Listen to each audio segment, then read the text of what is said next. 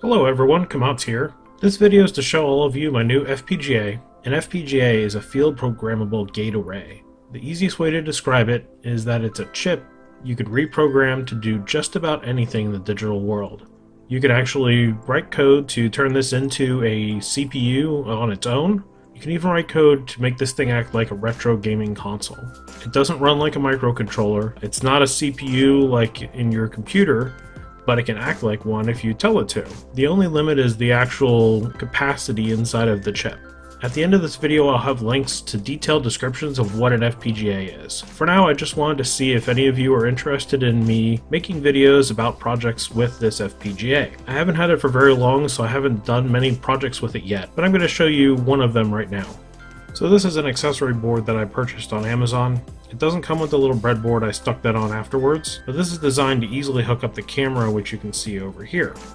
Writing code to interface with that camera is going to be a future project that I work on. For now, I'll just show you the simple project that I put together. I just wanted to start to learn Verilog, which is one of the programming languages that you can use to program FPGAs. So I'll go ahead and power up the board, and it's going to have blinking LEDs.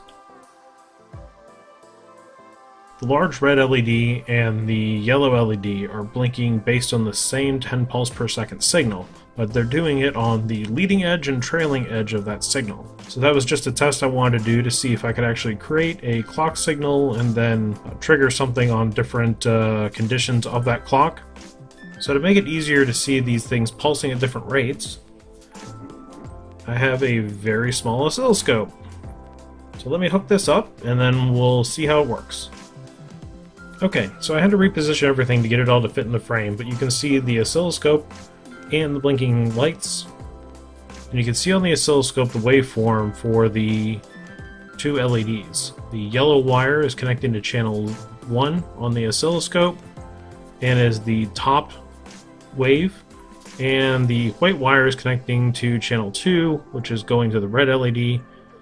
But you may notice that it's not actually going to the red LED, it's going right next to it. And that's because I have the red LED signal being output to two different pins.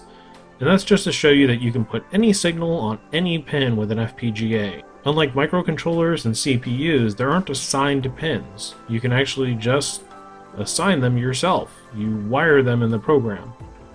So just to show you the difference on the oscilloscope, I'm going to pull out the yellow pin. You can see that that signal dies off. If I put it back in, it comes back. So there's one more thing I want to demonstrate, and that's the analog input. That's done by using the onboard atmel microcontroller, because FPGAs don't actually have any analog inputs or outputs. Everything is digital. So whenever it has to interface with an analog signal, you have to use some other chip or microcontroller or something else. And trust me when I say that isn't a disadvantage. The thing is extremely powerful, and adding a analog to digital converter or digital to analog converter is not that big of a deal with the amount of power that you can put into one of these things. So if you look at the board, you can see that there's these 8 lights that are built onto the board. And those are the lights that I'm using to display the status of the digital representation of the analog information coming in. So if I grab this green wire here, I can change the potential on the wire, and you can see that it actually changes the input. So that was the last feature I wanted to show. If you want me to make more videos about my FPGA-based projects, please put a comment to explain what you'd like to see. Just keep in mind this is my first FPGA, so I'm not going to be able to do anything very elaborate right now. If you're not interested in seeing FPGA videos, put a comment for that too. Let me know what you're interested in seeing. I know a lot of you are here for the Odroid Go and my videos about that, and I will be making more videos on that. I actually have some parts on order for the Odroid Go to make some modifications to it. So if you're interested in that, subscribe so you don't miss those videos. Thank you for watching. That's all for now.